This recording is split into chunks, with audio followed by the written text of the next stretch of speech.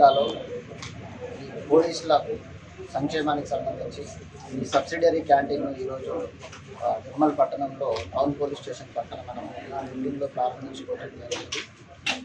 పోలీసులకు సంబంధించి ఎప్పుడు విధి నిర్వహణలో ఉంటూ వారి యొక్క దైనందిన నిత్యావసరాలను వారికి కొంత సబ్సిడీలో అందించాలనేటువంటి ఒక ఉద్దేశంతో మనము గౌరవ డీజీ గారి ద్వారా ఈ పోలీస్ సబ్సిడరీ క్యాంటీన్ను ఈరోజు మనం ప్రారంభించుకున్నాం.